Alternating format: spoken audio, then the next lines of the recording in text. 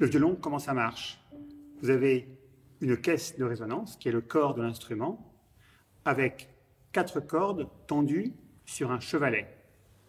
L'archet, avec ses crins de cheval, qu'on appelle la mèche. La colophane, ce petit bloc de résine, de sapin, que l'on applique sur la mèche de l'archet. Et c'est cette colophane qui va faire que l'archet va accrocher la corde et la mettre en vibration.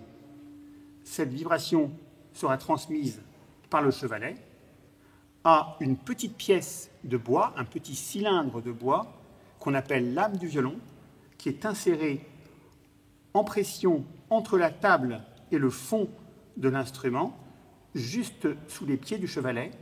Et c'est cette âme du violon qui va transmettre toutes les vibrations à l'ensemble de la caisse de résonance. Ces vibrations vont se transformer en sonorité et le son va sortir par les ouïes de l'instrument qui sont ces deux F dessinés sur la table de l'instrument.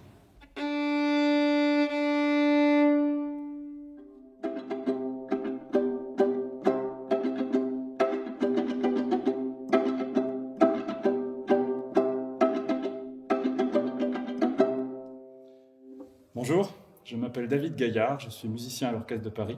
Mon instrument est l'alto.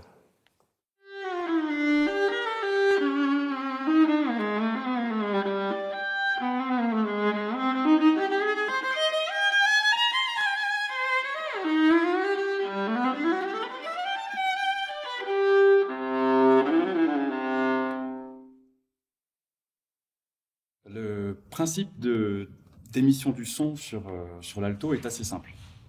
En tout cas, si on joue de cette façon, c'est-à-dire en pizzicato. C'est tout simplement 4 cordes qui sont tendues sur un manche avec une caisse de résonance.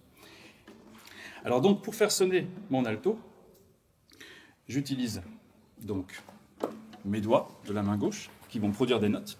Alors je peux jouer de cette façon, sans archet. Je peux même jouer de cette façon, comme une guitare, et comme je l'ai fait d'ailleurs dans l'extrait du boléro. Mais bien sûr, ce qui fait la particularité de cette famille, c'est l'archet. L'archet, comme je l'ai expliqué, est composé d'une baguette en bois et de crins de cheval. Pourquoi de cheval? Car ces crins en fait, ont des minuscules dents qui permettent d'accrocher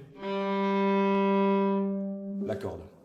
Donc partant de là, encore une fois, la théorie est assez simple, puisqu'il suffit de poser les doigts et de tirer l'archet et de jouer sur la bonne corde, et on a une mélodie.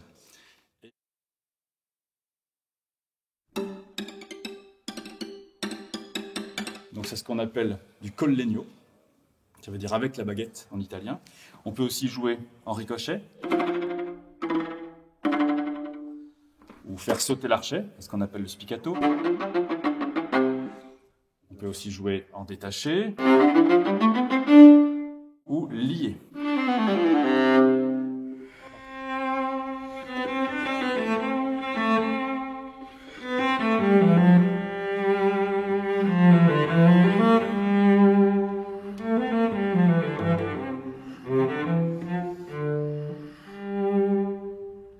Bonjour, je m'appelle Eric Picard, je suis musicien à l'Orchestre de Paris et mon instrument, c'est le violoncelle.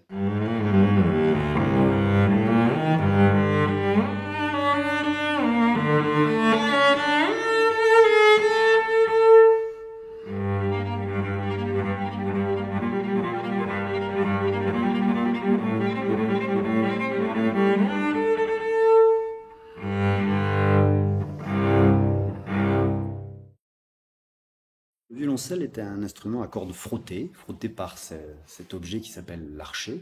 Pour fabriquer cet archet et ce violoncelle, c'est déjà un petit voyage dans pas mal de pays. Alors cet archet, pour commencer, il est taillé dans un bois qui s'appelle le pernambouc, un bois brésilien. Et ce petit objet qui permet d'attacher les crins et de tendre ou de détendre lorsqu'on visse ou on dévisse donc ces crins, est en ébène. On continue avec l'ébène sur le violoncelle avec cette touche, puisque c'est l'endroit où on pose les doigts, qui s'appelle la touche, qui est fabriqué en ébène africain, un bois très noir. Une autre type d'ébène qui s'appelle cette fois l'ébène de Makassar, hein, qui vient d'Indonésie. On continue avec la table de l'instrument qui est presque toujours fabriquée à partir de l'épicéa, ainsi que les côtés de l'instrument, les éclisses, fabriquées dans ce même bois. On passe au dos, qui lui utilise un bois très connu au Canada, puisque c'est l'emblème du drapeau canadien, c'est l'érable. Cet instrument, il a été conçu, on pourrait dire, inventé, une dizaine d'années après le violon. C'est donc son grand frère, on pourrait dire.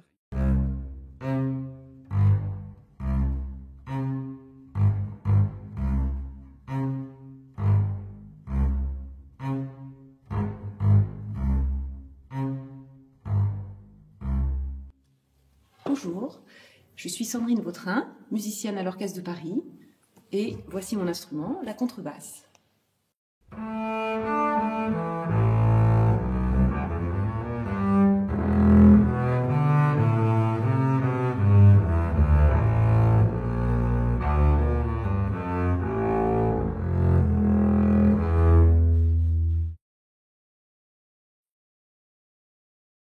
Alors la contrebasse est l'instrument à cordes et à archet le plus gros de l'orchestre, mais c'est en somme un violon gigantesque, puisque de la même manière que le violon, les cordes sont tendues et transmettent des vibrations à la caisse de résonance par le chevalet.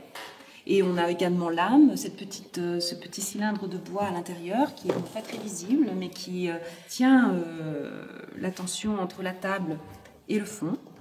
Exactement comme au violon.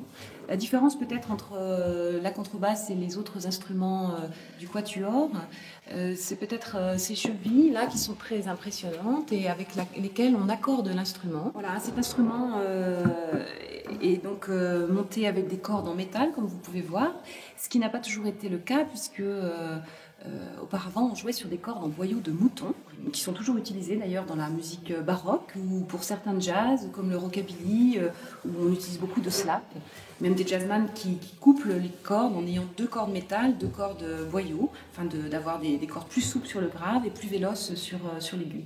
Mais aujourd'hui, dans l'orchestre symphonique, on a uniquement des cordes métal. Alors la contrebasse, également composée d'une contrebasse bien sûr, et de son archet, qui sont tous deux fabriqués par 2 artistes différents. Les instruments à cordes sont fabriqués par un luthier et les archets par un archetier. Et la particularité aussi de la contrebasse, qui la différencie de ses autres compagnons de cordes, c'est les 2 archets différents qui existent et qui sont pratiqués toujours. D'un côté, on a l'archet dit allemand, et l'archet français. Alors bien sûr, la différence, vous voyez, c'est ce qu'on appelle la hausse, cette partie noire, qui est bien plus haute sur l'archet en haut, qui est l'archet allemand, et l'archet ici traditionnel que vous connaissez en France, enfin que vous voyez dans les orchestres, dans le nôtre en tout cas. Alors,